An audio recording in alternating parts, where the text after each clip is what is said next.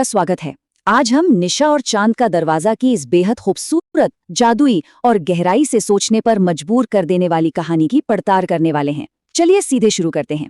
जरा एक ऐसी जादुई दुनिया की कल्पना कीजिए जहां रात कभी अंधेरी होती ही नहीं थी। मतलब बिल्कुल नहीं। आसमान में हमेशा एक जादुई चांद चमकता रहता था। और पता है, इस चांद की सुनहरी और रुपहली रोशनी से पूरा राज्य इतना जगमगाता था कि पेड़ों की पत्तियां एकदम चांदी जैसी चमकती थीं। नदियां रात में भी बिल्कुल साफ और चमकदार दिखती थीं। ये एक ऐसी दुनिया थी जहां अंधेरा क्या होता है ये किसी को मालूम ही नहीं था। सब कुछ जादुई, सब कुछ एकदम शांत। लेकिन किसी भी अच्छी कहानी की तरह इस शांति के टूटने का भी एक वक्त आता है। जरा सोचिए, जब पूरी दुनिया अचानक से भयानक अंधेरे में डूब जाए तो रोशनी कहाँ से आएगी? जब वो एक इकलौती चीज ही खत्म हो जाए जिस पर पूरा राज्य टिका हुआ था, तब उम्मीद कहाँ से मिलेगी? सच कहूं तो यही इस कहानी का टर्निंग पॉइंट है। एक ऐसी स्थिति जहां सब कुछ खत्म होता हुआ नजर आता है और किसी को कुछ समझ नहीं आता कि अब आगे क्या होने वाला है। पहला अध्याय, राज्य पर छाया अंधेरा। इस कहानी की शुरुआत एक ऐसी खौफनाक घटना से होती है जिसने पूरे राज्य को हिलाकर रख दिया। एक रात बिना किसी चेतावनी के वो जादुई चांद अचानक से एकदम काला पड़ गया। जी हाँ, बिल्कुल काला। जिस चांद की रोशनी से वहां जीवन चलता था वो पूरी तरह बुझ गया और पूरा आसमान एक भयानक, डरावने अंधेरे में डूब गया। और ये कोई ऐसा वैसा अंधेरा नहीं था, बल्कि एक ऐसा अंधेरा था जो अपने साथ खौफ और कंपा देने वाली ठंड लेकर आया था। और इस बदलाव का असर सच में विनाशकारी था। एक तरफ था वो चमकता चांद जिसके नीचे जिंदगी खुशी से पनपती थी, और दूसरी तरफ ये नया खौफनाक काला आसमान। एकदम से ठंडी हवाएं चलने लगीं, हरे भरे पेड़ अचानक सूखने लगे। इस खौफनाक अंधेरे से घबराकर बेचारी छोटी परियां अपने अपने घरों में छिप गईं। राज्य के राजा ने तुरंत सैनिकों को बुलाया। ये ऐलान कर दिया कि जो भी इस अंधेरे का कारण खोज कर लाएगा उसे राज्य का सबसे बड़ा सम्मान मिलेगा। सैकड़ों परियां इस खोज में निकली जरूर, लेकिन हैरानी की बात यह है कि उनमें से कोई भी वापस नहीं लौटा। अब पूरा राज्य एक गहरे डर में डूब चुका था। दूसरा अध्याय, काली परी की कहानी। अब जब राजा के सैनिक और बहादुर परियां पूरी तरह नाकाम हो गईं, तब सबकी नज़र एक ऐसी परी पर गई जिसे पूरे राज्य में कोई पसंद ही नहीं करता था। अब हम कहानी के उस हिस्से में आ गए हैं जहां हमारी मुख्य किरदार की एंट्री होती है। उसका नाम था निशा। निशा बाकी परियों जैसी बिल्कुल भी नहीं थी, और सच कहें तो यही बात उसे पूरे राज्य से एकदम अलग थलग कर देती थी। देखा जाए तो निशा का जीवन काफी दर्द भरा था। सबसे पहले बात तो ये कि उसके पंख रात के अंधेरे जैसे काले थे। जहां बाकी परियों के पंख चमकीले और बेहद सुंदर होते थे, निशा उन सबसे अलग थी। और इसी शारीरिक अंतर की वजह से उसे पूरे राज्य में एक अपशकुन माना जाता था। बचपन से ही बेचारी को ताने सुनने पड़े। इस भेदभाव का नतीजा ये हुआ कि वो जंगल के किनारे बिल्कुल अकेले रहती थी, एक पुराने पेड़ के ऊपर बने छोटे से घर में। कोई उसके पास फटकता तक नहीं था, कोई उससे दोस्ती नहीं करता था। समाज ने उसे पूरी तरह से किनारे कर दिया था। लेकिन मजे की बात देखिए, पूरे राज्य में निशा ही इकलौती ऐसी थी जिसे असल में पता था कि ये भयानक अंधेरा छाया क्यों है। दरअसल बचपन में निशा की दादी ने उसे गहरा रहस्य बताया था। जिस दिन चांद काला पड़ेगा उस दिन चांद का दरवाजा खुलेगा। और उस दरवाजे के पीछे कौन रहता था? कोई नहीं बल्कि खूंखार अंधेरा राजा।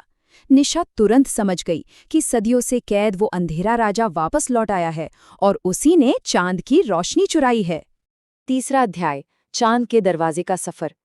अब इस सच्चाई को जानने के बाद निशा ने जो किया ना, वो इस कहानी को बेहद खास बना देता है। उसने किसी को उस रहस्य के बारे में नहीं बताया।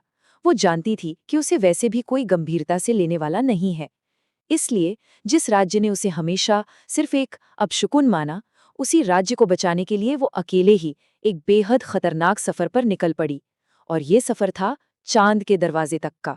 सच कहूं तो ये सफर निशा के लिए बहुत ही जानलेवा और थका देने वाला था।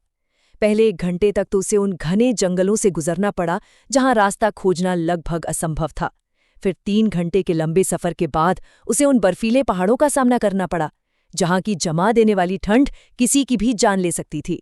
और इसके बाद 5 घंटों के लगातार सफर के बाद उसे खतरनाक खाइयों के ठीक ऊपर से उड़ान भरनी पड़ी। ये सिर्फ समय का पहिया नहीं था, बल्कि ये निशा के पक्के इरादे और उसके अपार साहस का एक बहुत बड़ा इम्तिहान था। लगातार कई घंटों की इस जानलेवा यात्रा के बाद आखिरकार निशा अपनी मंजिल तक पहुंच ही गई। वहां उसके सामने एक बहुत ही अजीब और डरावनी सी चीज थी। ये एक विशाल गोल दरवाजा था। दिखने में ये दरवाजा बिल्कुल चांद के आकार का था, लेकिन इसका रंग पूरी तरह से काला।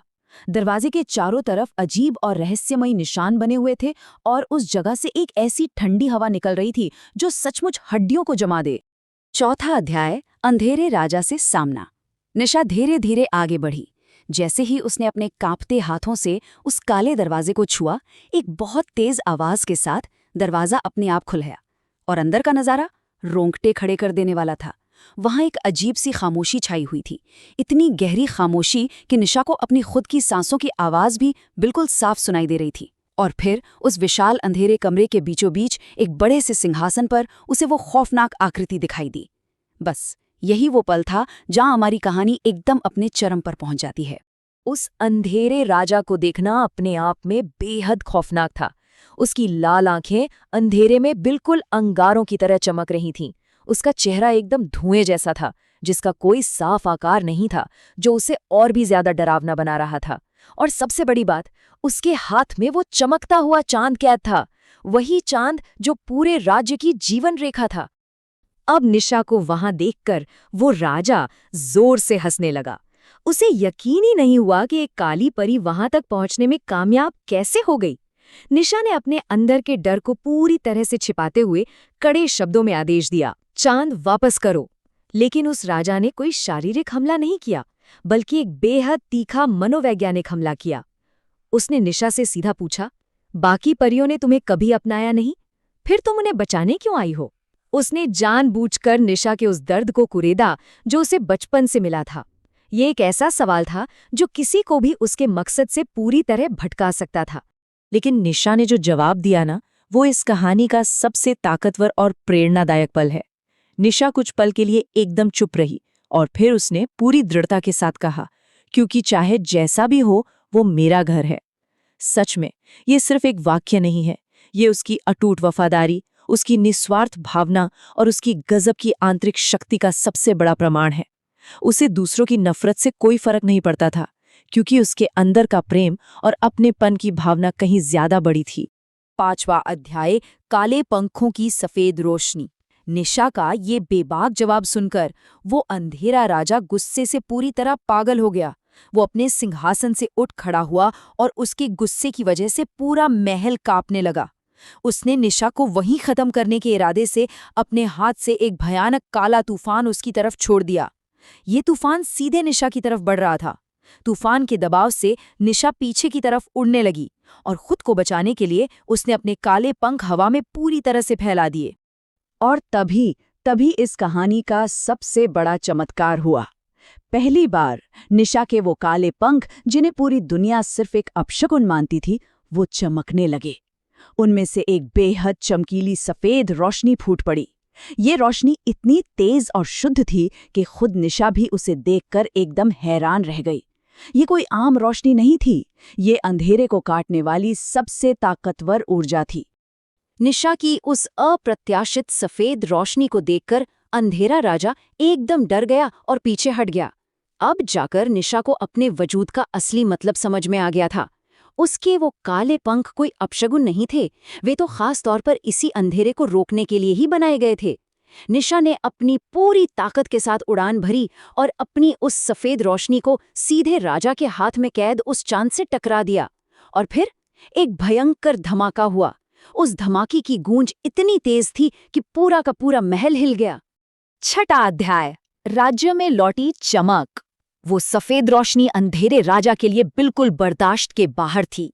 वो दर्द से जोर से चीखा और देखते ही देखते उसका वजूद मिटने लगा। अब हमारी कहानी अपने सुखद अंत की ओर बढ़ रही है।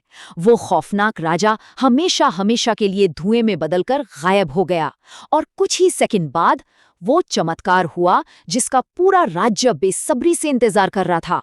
आसमान एक बार फिर से चमक उठा। बुराई पूरी तरह हार चुकी थी। एक तरफ अंधेरे का प्रतीक वो राजा धुएं में गायब हो चुका था और दूसरी तरफ वो प्यारा सा जादुई चांद वापस आ गया था। चांद के वापस आते ही रोशनी फिर से पूरी दुनिया में फैल गई। नदियां फिर से चांदी की तरह चमकने लगीं और जो पेड़ पूरी तरह सूख गए थे उनमें मानो फिर से एक नई जान लौट आई। निशा ने अकेले अपने दम पर पूरे राज्य को मौत के मुंह से बाहर निकाल लिया था। जब निशा वापस अपने परी राज्य पहुंची ना, तो वहां का नजारा बिल्कुल बदला हुआ था। अब कोई भी उससे नफरत या डर की नजर से नहीं देख रहा था। सबकी आंखों में उसके लिए बस एक अथाह सम्मान था। राजा का राजा, जो कभी उसके वजूद तक को नहीं जानता था, वो निशा के सामने पूरे सम्मान से झुक गया। और राजा ने जो कहा, सच में वो इस कहानी का सबसे बड़ा सबक है। आज से काले पंख अपशकुन नहीं, हमारी सबसे बड़ी ताकत हैं। कमाल है ना? जिस चीज को पूरे समाज ने कलंक माना था, वही पूरे समाज की रक्षक साबित हुई। तो इस पूरी कहानी का सबसे अहम पहलू क्या है? काले पंख, जो कभी अकेलेपन और अपशकुन का प्रतीक थे, उनका असल अर्थ निकलकर क्या सामने आया? हमारी सबसे बड़ी ताकत। ये इस बात का बहुत ही बेहतरीन उदाहरण है कि कैसे समाज की बनाई गई धारणाएं अक्सर एकदम गलत होती हैं। जो चीज़ किसी इंसान को दूसरों से अलग बनाती है, ये ज़रूरी तो नहीं कि वो उसकी कमी ही हो सकता है वो उसकी वो खासियत हो जो मुश्किल वक्त में सबसे ज़्यादा काम आए। और निशा ने इस सम्मान के जवाब में कुछ नहीं कहा। वो बस शांत खड़ी मुस्कुराते हुए उस जादुई आसमान और चमकते चांद को देखती रही। आज के इस एक्सप्लेनर को ख़त्म करने से पहले चलिए एक बहुत ही महत्वपूर्ण सवाल पर विचार करते हैं। क्या सबसे बड़ी कमजोरी ही हमारी असली ताकत बन सकती है? निशा की ये कहानी हमें सिखाती है कि जिन चीज़ों के लिए दुनिया किसी को नकार देती है, अगर खुद पर विश्वास रखा जाए तो वही चीज़ें सबसे बड़ी शक्ति बन सकती हैं। तो जब भी कोई चीज़ हमें दूसरों से अलग महसूस कराए, तो ये याद रखना चाहिए कि शायद वही हमारे चमकने का असली कारण हो।